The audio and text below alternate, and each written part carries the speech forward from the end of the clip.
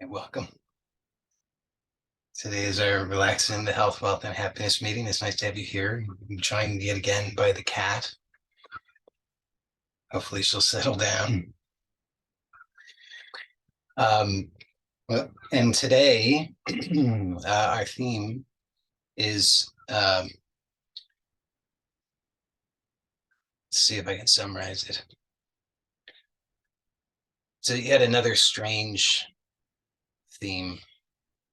Several weeks ago, we had the strange topic of the universe in the hill. And today, maybe not quite as strange, maybe just as strange. Um, it's a theme of being a warrior for destiny. So I'm slightly distracted by the cat. Hopefully she will settle down here. So I'm still in the midst of reading the English, there's an English translation of the critical edition of the Mahabharata, which I'm, as I say, in the middle of reading, and it's quite impactful. Not a big surprise because it's considered to be an important work. And so it's some people call it the greatest story. It's by most accounts, it is by all accounts that I'm familiar with, it is the longest story that's been written by a considerable margin. And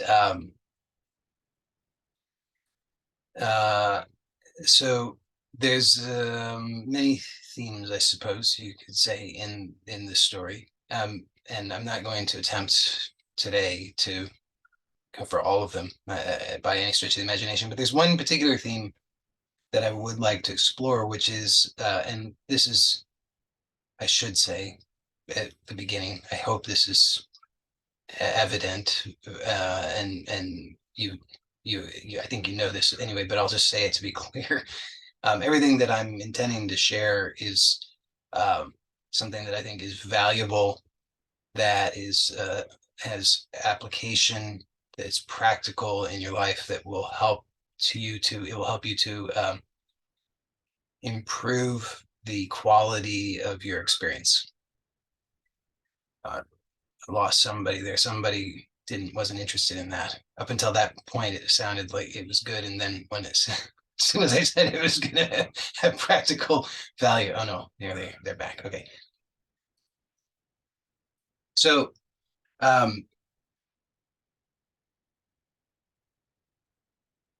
so this is an interesting story. It's a very it's a very many times stories are somewhat, I guess you could call them one-dimensional. What I mean by that is they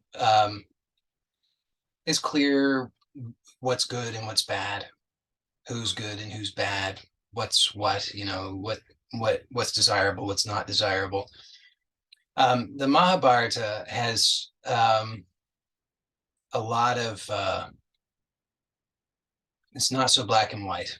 There's a lot of gray.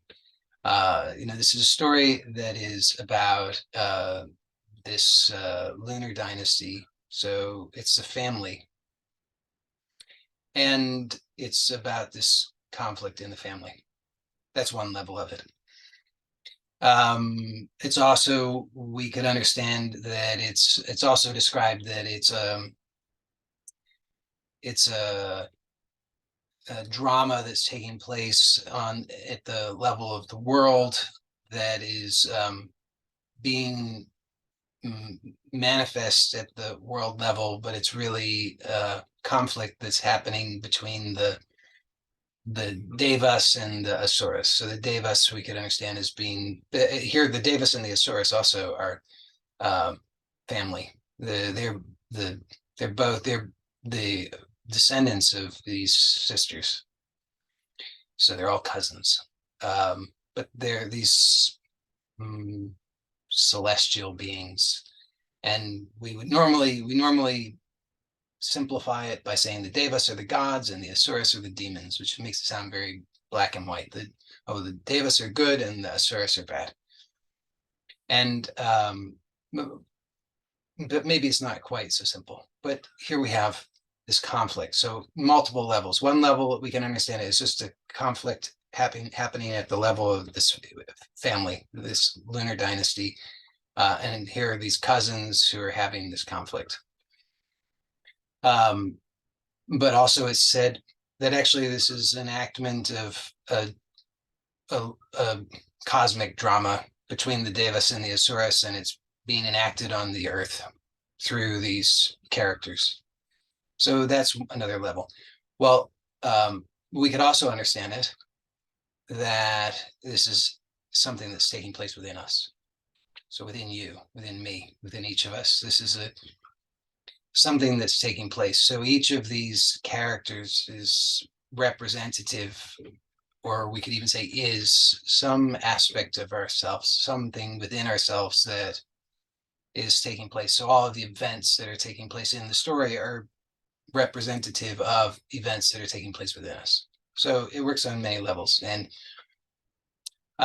so there's a conflict, and this conflict culminates in this enormous battle. It says there's never been a battle like this before, and never will there be one since, of this magnitude. It's a devastating battle. And so that's the backdrop of what I want to talk about. And it seems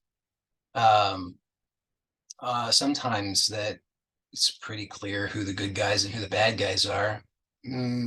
There's these five brothers, the Pandava brothers. They're the ones who we would see as the good guys. They've been cheated by their cousins repeatedly. Their cousins are trying to kill them repeatedly. They've been maltreated by their cousins over and over and over. These five brothers are very virtuous, and they've just been abused in every way possible. And even though they've been cheated and abused, they're willing to forgive and forget, so long as they'll just be given. They say, look, the oldest brother was the king of the world. He was the king, the head emperor of everything, and more or less everybody loved him.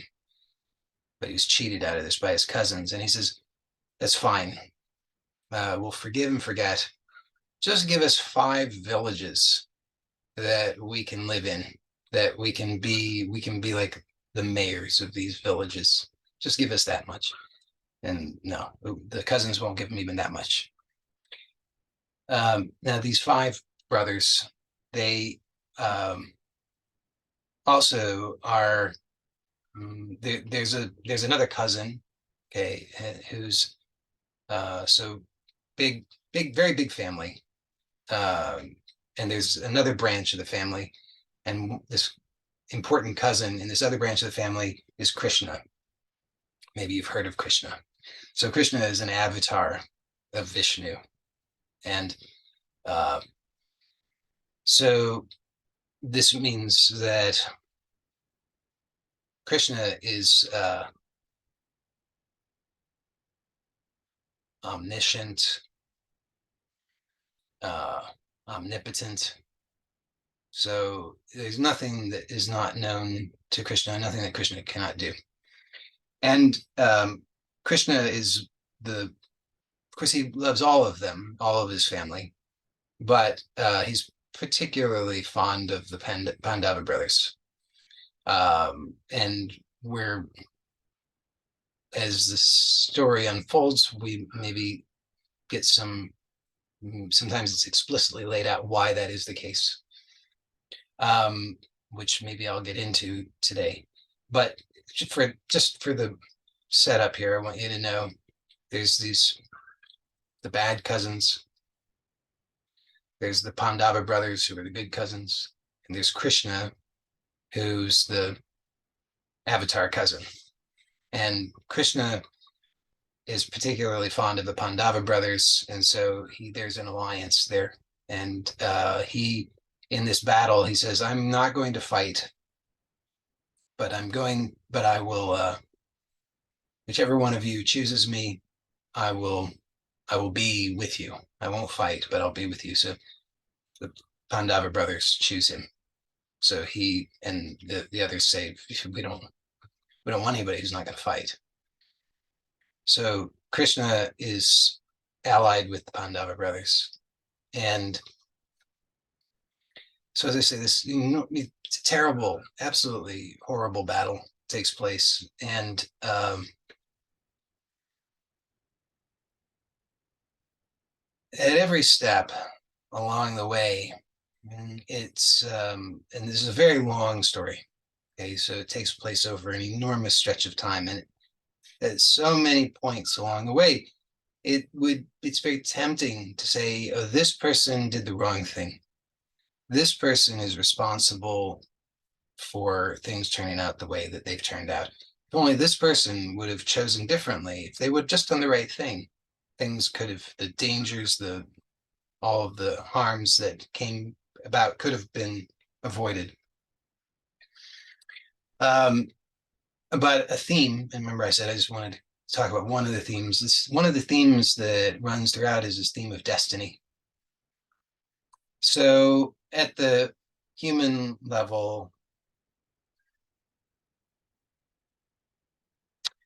I think maybe I'm not alone in this. I'll say I often think that I am responsible for all of my choices. I'm responsible for my life. I'm responsible for all of this. And from a certain perspective, I am, and it can be useful to see it from that perspective. But there's another perspective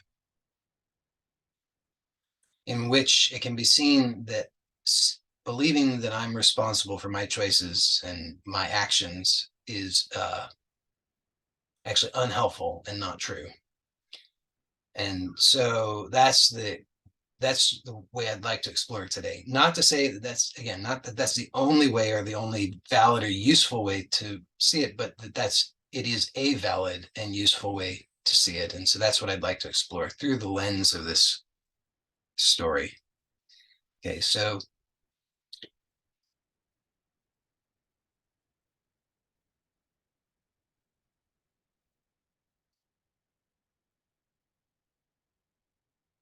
one other thing that you should know for any of this, what I'm saying to make sense, if it's possible for it to make sense, is that an important aspect of this story is that there are these four castes. They're called Varnas, but it's a caste system. There are four castes, and everybody who's sort of most of the people who are part of this culture fall into these four castes, and they're by we'll just leave it at that. There are these four castes.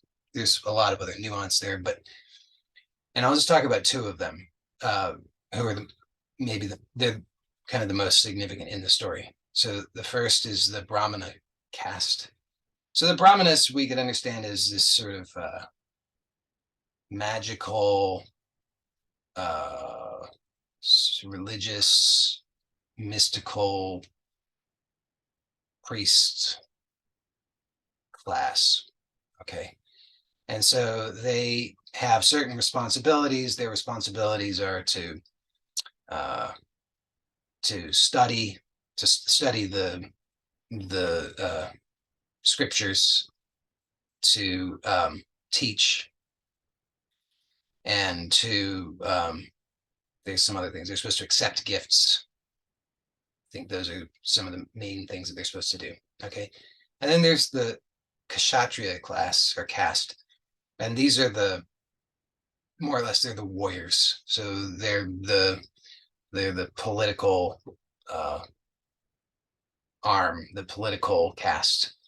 And so they are meant to protect.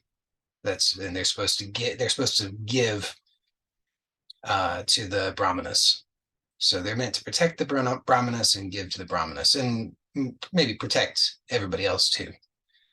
Okay, so this is these two castes that I wanted to talk about, and so they each have their own responsibilities. It's called Dharma. So their Dharma is what they're supposed to do. Is the rules for how they're supposed to be in this world.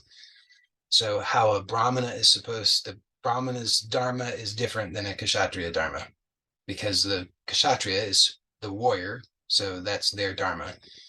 The Brahmana is the religious person, so that's their Dharma, right? So the Brahmana is supposed to study and teach and accept gifts, and the Kshatriya is supposed to protect and give gifts. Okay, so now this, more or less, for the most part, this battle that's taking place is all between Kshatriyas. There's some exceptions, but for the most part, it's Kshatriyas. So they have their Dharma, and that is that there are more nuances than just that they're supposed to protect and give gifts. They're supposed to, there are certain rules for how they conduct themselves. And so, for example, when they're, well, an important one of these rules, and this is what I want to get to kind of emphasize today, one of the important rules of the Kshatriya Dharma is that they are not to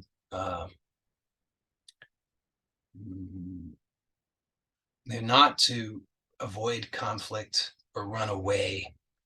That there's certain ways they're supposed to handle the conflict, certain sequence in which they're supposed to try and deal with conflict. So war is the last resort. Supposed to try and deal with it through other means, to try to negotiate, conciliation, try and do various things. There's a sequence of things that are supposed to be done.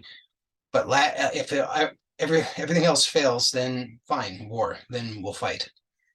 But the Kshatriya Dharma is you never back down from this. You don't avoid it. You don't try and avoid the conflict. And if it comes to it and you've tried everything else and now you just have to fight, then to death. Okay, so this is the Kshatriya Dharma. Now, this might sound however it sounds. Maybe it sounds interesting, maybe it sounds strange, maybe it sounds terrible, maybe it sounds wonderful, whatever, it doesn't matter. But just this is the backdrop for the story. Now, the thing about this is, like I say, that it works on many levels. So you can understand this as just an interesting story, like myth, or it's like Lord of the Rings or something. It's just an interesting story. It works on that level. You can understand it as some sort of religious sort of thing, like the Bible or something that's kind of similar in some respects there. Or you can also understand that it's talking about something that's within us, which I think is probably the most useful and interesting way to understand it. So, as I say, there's this big battle taking place. So they've tried all of the other things. They've tried to work it out, and it's come to this point where it can't be worked out. And now it's, as I say, it's family. They're fighting against their own family. And this is not lost on any of them. They all recognize that this is really a horrible thing. And so they have inner conflict, all of them, about this. So many of them, at many points, they want to quit. They want to back down from this. They want to, put down their weapons and say it's better to be killed than to kill my own family. And certainly, it would be argued, and probably well argued, that in our outer experience, this is probably true. Maybe, probably, maybe. maybe not. I don't know. It could be argued, certainly. But this is why I think it's so interesting, because then if there seems to be a lot of if it seems to not hold up so well in terms of a way to conduct ourselves in our outer life, right? Like maybe it's not a good, maybe it's not a persuasive argument that we should uh, massacre our families if our cousins and grandparents and uncles and so forth, um, because we're having a conflict about an inheritance or something like that. But um, if we look at it in terms of our inner experience, I think this is much more useful. So let's look at it that way and see, is it possible that all of this applies to us inwardly? The same with the caste system. I mean, I don't know enough about it to argue strongly one way or the other for a caste system to organize socially. But inwardly, maybe there's some useful perspective there. Maybe there's something within us that naturally is organized in this way. And if we don't see it, then we experience chaos where there needn't be chaos. Maybe there is within us this organization, a structure, and maybe there are certain rules or a dharma that applies to each of these. And if we disregard that, maybe we suffer unnecessarily. But if we can recognize it and understand that, then maybe that's useful to us. That's what I'm suggesting. I did warn you that this might be strange, so I hope that I'm making good on that promise so far.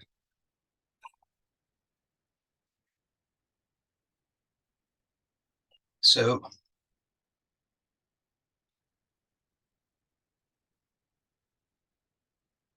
here's what I'd like to ask you to, or invite you to uh, look for yourself and see. Do you ever find uh, that you question what you're doing in life? If not, then maybe you should.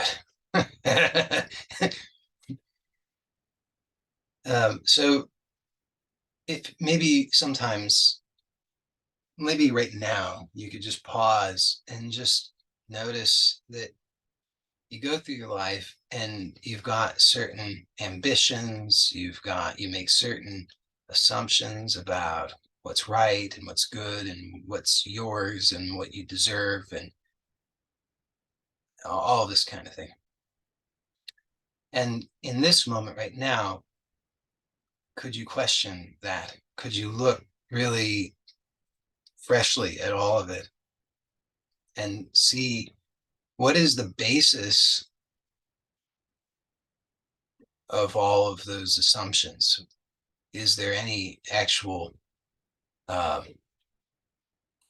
rational basis for that? Can you actually come to anything that you say, this is a definite, uh, unshakable, unquestionable reality that justifies all of my ambitions, all of my desires, all of my beliefs? Probably not. Rationally, you probably cannot actually arrive at that. Um, and so I'm proposing that within us there's actually this conflict taking place all the time. We don't always notice it. It's not always as heated up as it is at other times. But if we pause, we might look and see that there is a struggle taking place there are competing interests within us, and there's an assumption about what interests are the right ones. So how we're going to internally align ourselves, what choices we'll make, what values we hold. There's some assumptions being made here within our experience, and maybe that's necessary. Maybe it's not necessary. I don't know. Maybe it's necessary at a certain point. Maybe at another point it's not necessary. But at least maybe you can see what I'm pointing at. Because most of the time we're just proceeding. We don't question deeply why, what. We don't really question that so deeply. We're just say, I want it, therefore it must be good, or that's who I am. I'm just this person, and that's how I am, and that's what I do, and this is good, and obviously that other thing is bad. But if what I'm proposing is if we pause and look really closely and sincerely in this moment, maybe any moment, but certainly now in this moment, we can pause and look and see maybe there's not a rational basis for any of that. And so how did all of this come to be? How did I find myself here with these values, with these beliefs, with these ambitions, these desires? How did this come to be? So this is a question I'm asking. I'm asking the question, obviously, but this is also the question that I find is posed repeatedly in the Mahabharata. How did this come to be? Because if we're looking through the lens of this narrow lens of this character, this lifetime, then clearly we're not seeing that much. If you think about it, maybe it seems like a lot because maybe you've been alive for many decades. And so you say, well, that's a lot of years, a lot of experience, seems like a lot. But if you look at it in even just a few generations, then your perspective is clearly pretty small relative to just a few generations. And then, of course, if you extend that beyond just a few generations, then your perspective becomes increasingly, obviously, quite small. So if we really open it up to a much bigger perspective, then maybe we start to see things quite differently, which is what the Mahabharata, I think, is what my experience of it is that it opens that up, starts to show that there's a much larger happening that's here that is so much bigger than what I see in this narrow perspective. And it shows that the way that I interpret things through my narrow perspective ends up being so distorted that it's really quite useless for actually judging or determining the validity or correctness of anything. So there's something else though that's going on, which we could call destiny. So there's what I think, from my narrow perspective, what I think all of this is, and my judgments of whether it's good or bad or desirable or undesirable. And then there's, we could say, taken on the whole, the perspective of the whole would be what I'm calling destiny. So if you were zoom way out to the perspective of the whole meaning all of it. Of course, you can't really do this, but if you just imagine, you start to approximate it a little bit. Then you like zoom out in time and space so that you're including more and more and more and more of everything. all of it, not just in space, but time too. And then you start to see there's something much bigger going on. And that perhaps the causes of everything that's going on now are so much greater and more distant than I had previously imagined. What I mean by this is then you maybe start to see that so how did these desires that you have come about? How did the ambitions that you have come about? How did the values that you have come about? Why are you the person that you are? And clearly you can't take responsibility for that because it precedes you. What I mean by that is that you didn't choose you as this character within this lifetime, within this box. You couldn't have chosen the box because if you're within the box, you can't have chosen the box. The box you had the choosing of the box had to happen outside of the box. Hopefully that makes sense what I'm saying.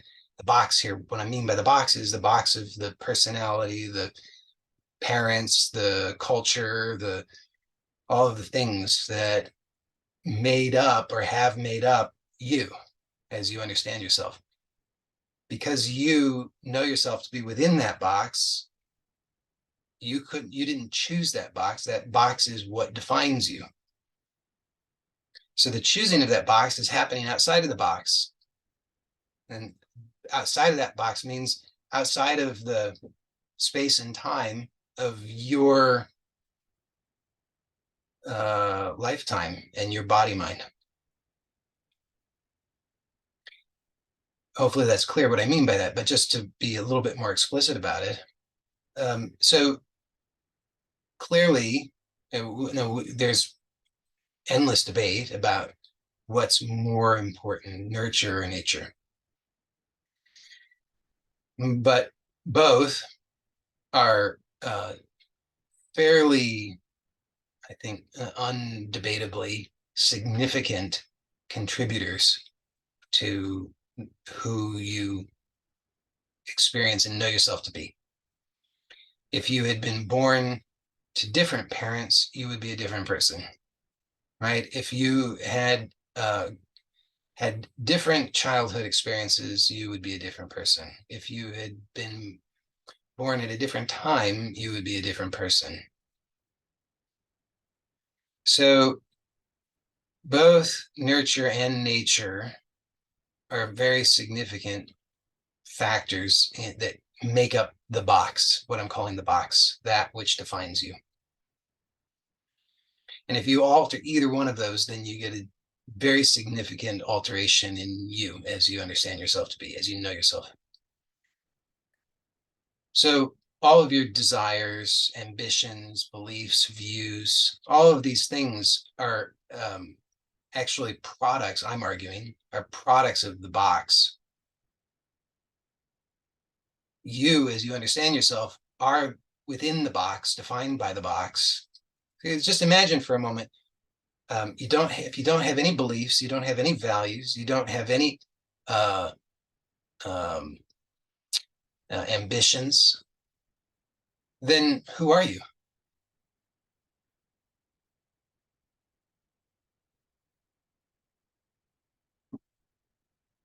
I mean, you can answer that question because maybe you already know the answer. Because, I mean, you're aware, so there's consciousness.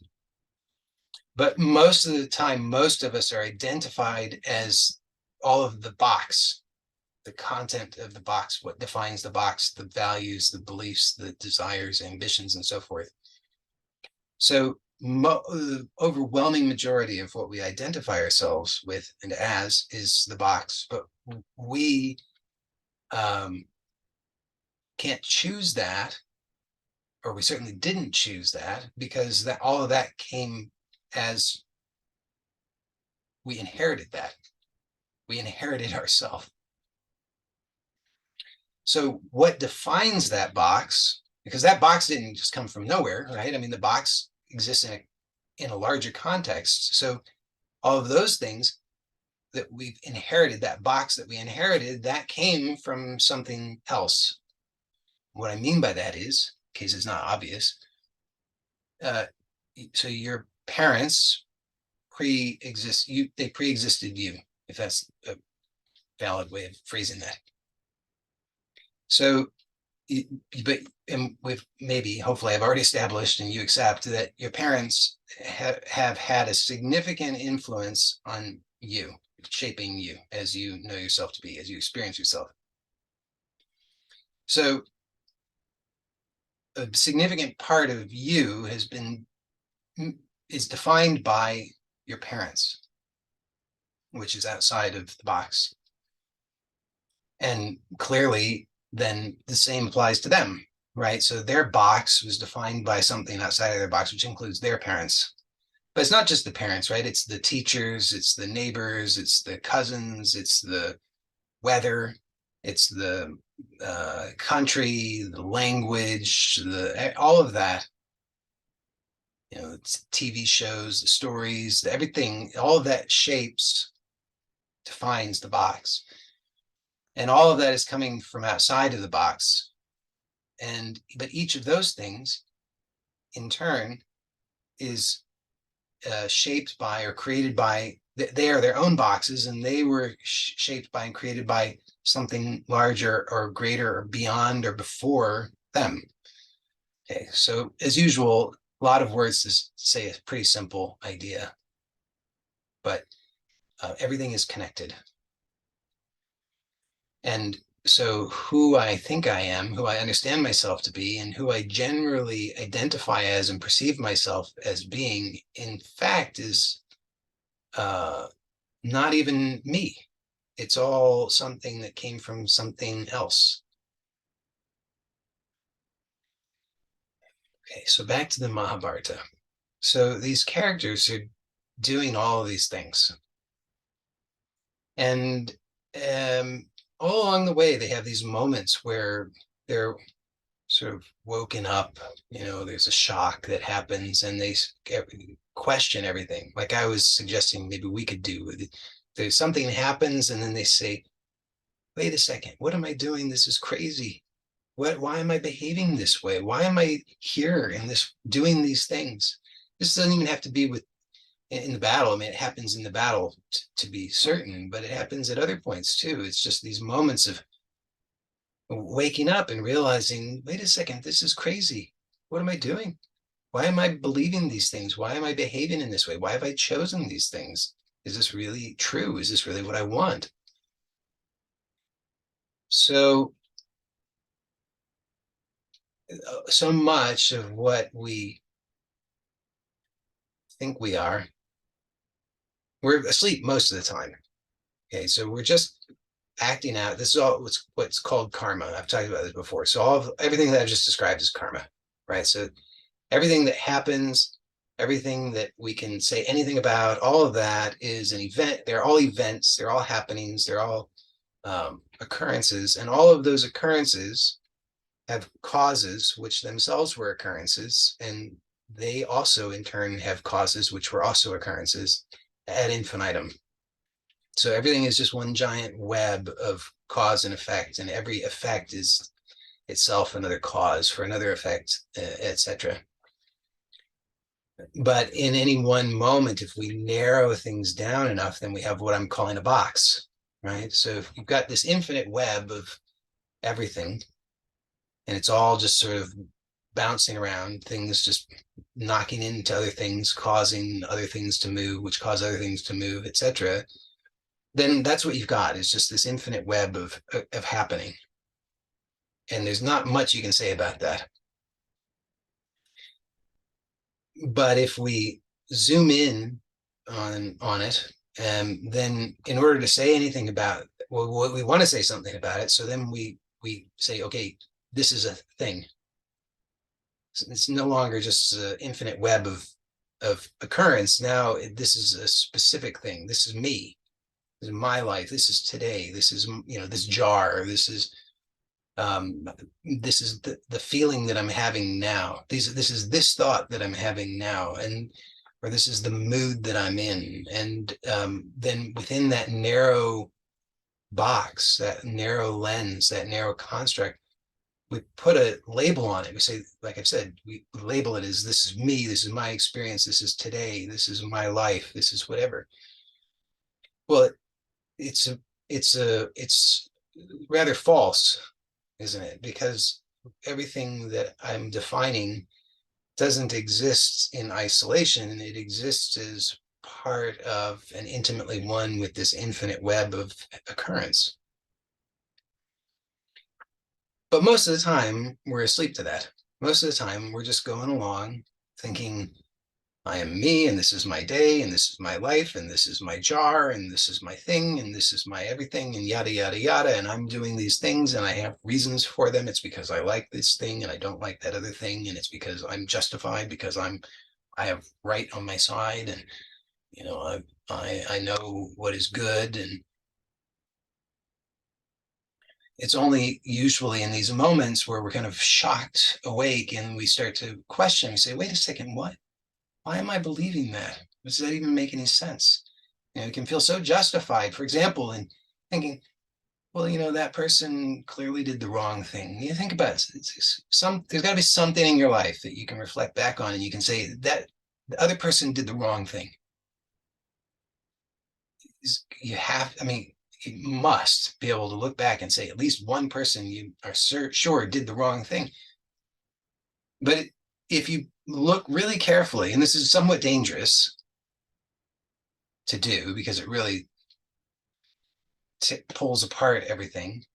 But if you're willing to look really carefully, you have to see, how do you know that person did the wrong thing? What's the basis of that?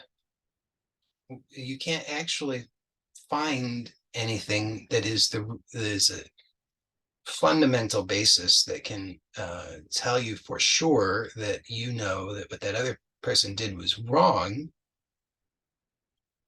because there is no such basis. Because as soon as you start to look really sincerely, it all just opens up into this infinite web of occurrence.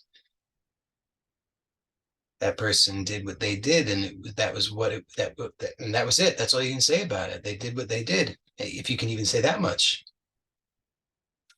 Whether it was right or wrong or good or bad, that's, as soon as you start to open it up a little bit, it just becomes too murky. You can't know.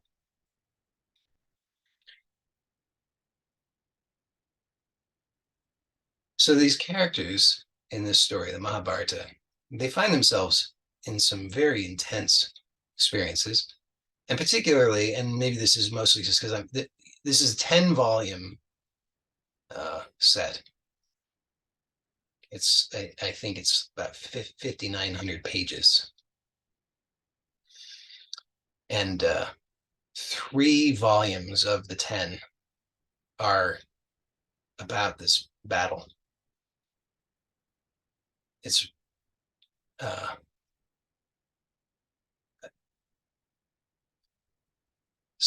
that section, those 3 volumes are somewhat difficult for me to read, just because that level of detail is I find a bit tedious. But maybe it's just because I've been reading that section recently, but I'm very struck by the intensity of experience that these characters find themselves in this part of the story. So they're engaged in this battle where people are killing one another. And as I've mentioned already, the Kshatriya code, their Dharma is that death is preferable to running away from conflict.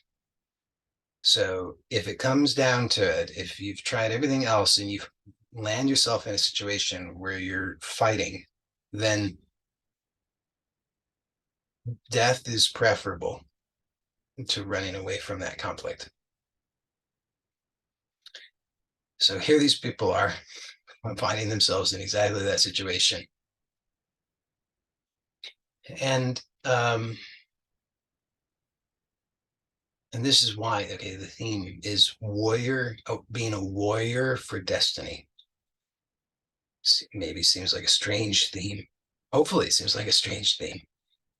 But what does that mean in this context? So again, I'm understanding and proposing that this can be understood as a description of something that is happening within us, and that when we understand it and look at it in that way, that it offers us valuable insight into how we can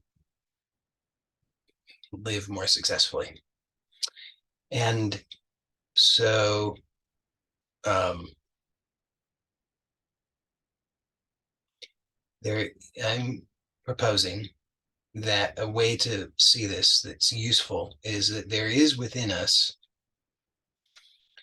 a kshatriya, this warrior, and that the kshatriya within us has this dharma that says if you find yourself in a conflict that cannot be resolved through more agreeable means, and it's come to the point where uh, you must you're engaged in battle warfare, then death is preferable to backing down. Sounds a bit extreme perhaps, but let's just take a look and see, maybe is that true? I think it's true. So there's something larger than us. This isn't new what I'm saying. This is just a restating of something I've already said. There's something larger than what we take ourselves to be that is actually happening. So most of the time we're fairly asleep. We might think we're awake, but we're fairly asleep because we're identified as something that's actually doesn't even exist. It's an artificial construct. There's this infinite web of occurrence, and we've just zoomed in on and looking through this little lens at this little part, and we call that me. Notice that what we call me actually is in flux. It's not a constant, but we've zoomed in and we're focused on this little thing that it doesn't exist in isolation. There is no thing there, actually. It's just we've constructed, imagine that there's a box there, and we call that box me. And most of the time, that's how we're going through our lives, identified as this thing that doesn't even really exist. It's a fantasy construct. And as I've said, maybe that's fine. I'm not even at this moment trying to make a value judgment about that. I'm just saying that I see that happens. And then because we're looking through that lens in that particular way, we make a lot of assumptions that necessarily because we're seeing everything through that lens. And so we say, oh, well, this all makes sense somehow. It has to make sense to us somehow. So we assume that it's making sense. And the way that we make sense of it is based on very narrow, limited information. Again, it's just whatever we've assembled based on this character, this lifetime. So we say, this makes sense because these are the values that I hold. This makes sense because this is what I know to be right, etc.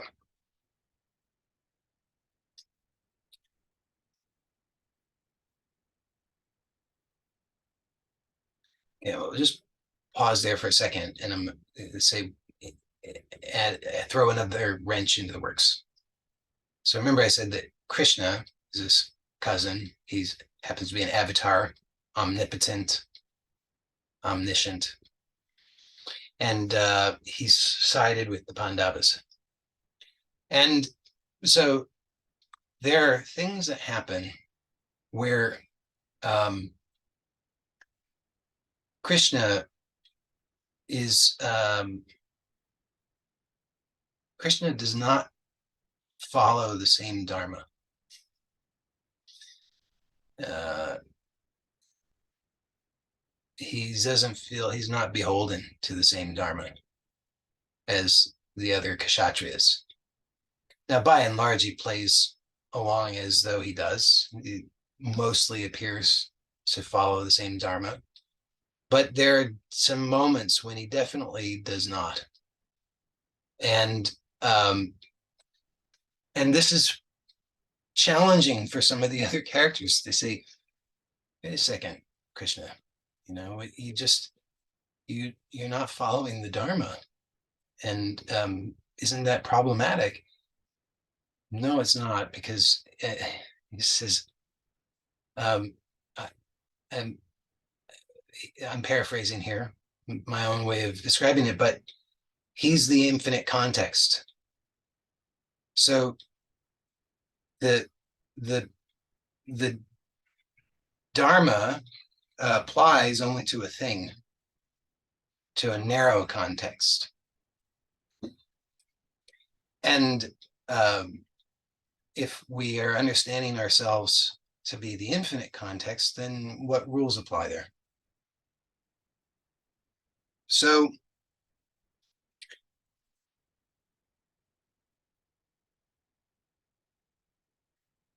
there's an infinite context that is maybe, well, it's beyond our intellect, I suppose we could say.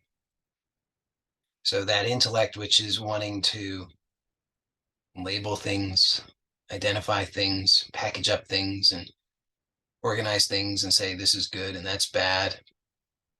This is who I am, that's who I'm not. These are my values, those are not my values.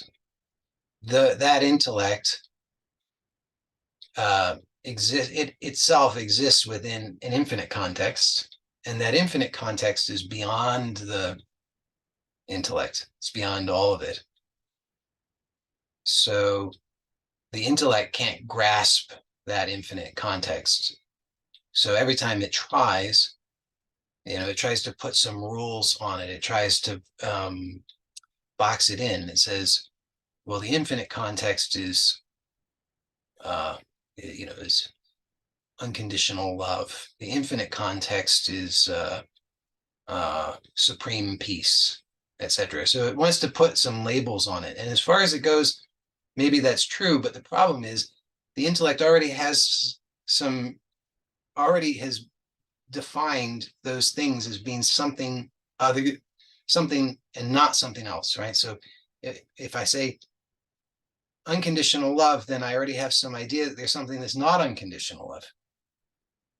And this is where it gets tricky, because the infinite context doesn't have anything that it does. There's no opposite to it. There's nothing other than it. It's the infinite context. That's why it doesn't follow the rules, because it's beyond the rules. So let's see if I can. I've got 3 minutes. Let's see if I can wrap this up. I did say this was going to be strange, but I didn't say that it would be totally insane, which maybe this sounds like it's totally insane.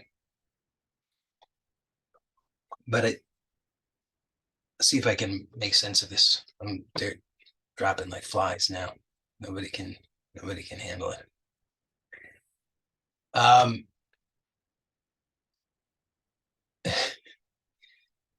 So to be a warrior for destiny, there's something larger than what I take myself to be. I've already said this, so that it's not new, but I'm just restating it to try and wrap this all up in a way that is maybe coherent. There's something larger than what I take myself to be. And this something that is larger than what I take myself to be it is the truth of who I am. You see, I mean, this is a phrase that gets thrown around a lot, the truth of who you are. And it's one of those things, it's like, oh, the truth of who I am. What does that mean? It doesn't, it can just sort of throw away because it can't make any sense of it. But if you really let that in for a moment, you have to realize if anything that I've said makes any sense, and maybe it doesn't, but if you see what I'm talking about, that who you take yourself to be normally is an artificial construct, that there's this infinite web of happening, and we just sort of grasp some part of it and we call that something. We call that me. I mean, we do that with grasp any part of it and call it something, but one particular part of it in one moment we grasp and we say, this is me. And so we tend to become attached to that and we say, this is me. And out of habit, we really, sure, this is me, this is me, this is me. Just keep repeating it over and over and over. And we say, yeah, see, still me, still me, still me. But just repeating it doesn't make it true. So if we can see that the box, this thing that I've grasped that I call me, it's not actually so well defined. It's not really defined at all, other than just the fact out of habit, I just can't keep saying, this is me, this is me, this is me. But actually, it has its existence as inseparably one with the infinite context, this infinite web of occurrence through all time and space. So who's the real you? Is it the thing that you are in the habit of identifying with that doesn't actually exist as a thing? Or is it the infinite context, which is ungraspable, but undeniably real? I would say that the infinite context is the truth of who you are. So this infinite context, which is, we could understand that in many ways, but for now, because I've got -1 minutes, I'll just try to keep it as simple as possible. We'll just say the infinite context is the infinite web of all that is, all that is happening, has happened, will happen, all that is. So we could call this destiny. Now, if I'm grasping this little piece here and I'm saying, this is me, this is me, this is me, then destiny can seem like this thing that maybe is in opposition to me, right? Because if I'm grasping this thing here, and then in the infinite context, this thing here is not going to be any longer, because this thing here in the infinite context is now something else, then it seems like, holy cow, destiny is against me. Destiny is going to kill me. Destiny is absolutely not for me at all. It's out to kill me. Which in some sense is true, right? I mean, it's like if you were born, you're going to die. That's the nature of this game. Everything, I think everybody knows that. So in that sense, you can say, well, destiny is definitely against you, but only if you're identified as this little thing. So there's this infinite context, and I'm saying that we could understand that infinite context, but in many ways we could call it many things. It's none of those things, but just one way we could, one word we could use is destiny. That there is a movement, that there's a movement, and that movement is happening as a movement of the whole. So that's what we call destiny. And if I'm identified as an individual, which is this arbitrary construct of just habitual grasping of some part, then I might say, hold on a second, this destiny thing that's happening is really, I don't like this. This is against my values. It's against my ambitions. I've got all kinds of things that I want to do, and my life is being cut short. I've got my great novel to write still, and it's not, destiny's against me if it's going to kill me before I finish my great novel or whatever it is that I've got to do. So these characters in the Mahabharata, here they are in this very intense situation, and they maybe it seems like destiny is against them. Sometimes they're certain, they get themselves all worked up that destiny's for them. They're both, two warriors are about to go head to head with one another, and both of them are all, getting themselves all worked up into a frenzy. They're telling themselves, destiny's for me. I'm gonna destroy this other person. You just watch me. Destiny is for me. It's gonna make me the victor, but can't both be. So they both working themselves up. Destiny's for me. Destiny's for me. But in this conflict, if both of them are going head to head, and neither of them is going to back down, one of them is going to die. Guess what? Destiny's not for both of them. So in that narrow context, destiny seems to be against us sometimes.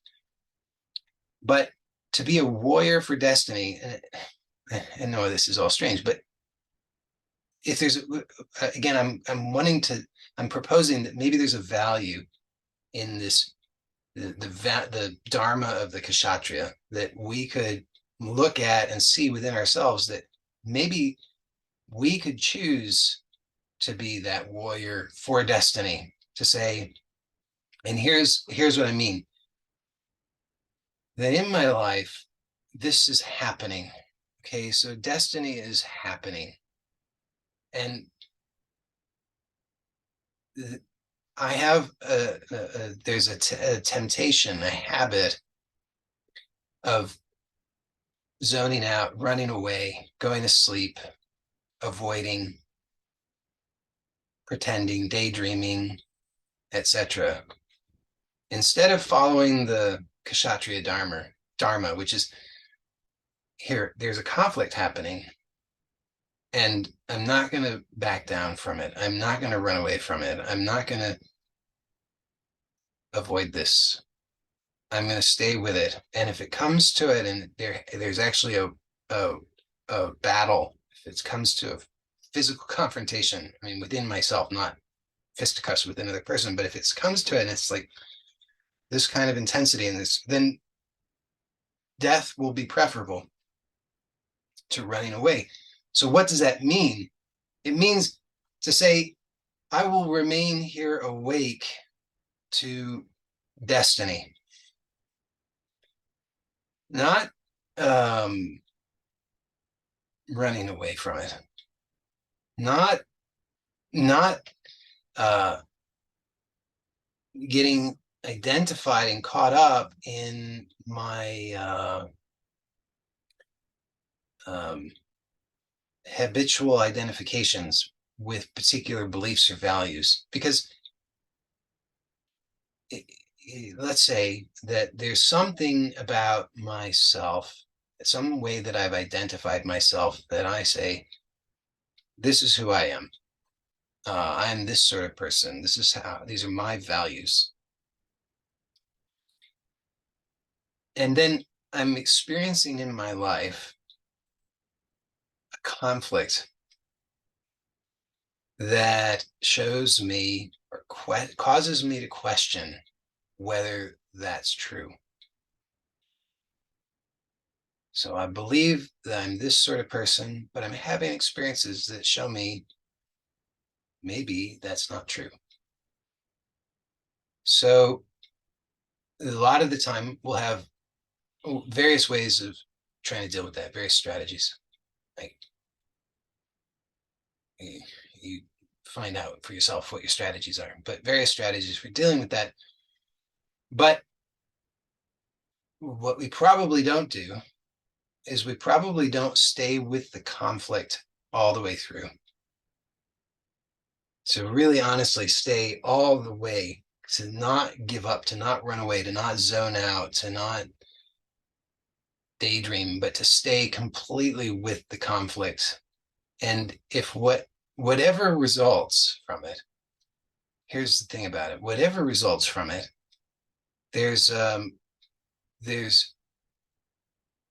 there's an alignment with destiny, because no longer am I identified with my idea of myself that's gained through habitual grasping at some arbitrary construct, but actually I'm actually seeing what is, rather than what I am in the habit of grasping, because I've stayed with it.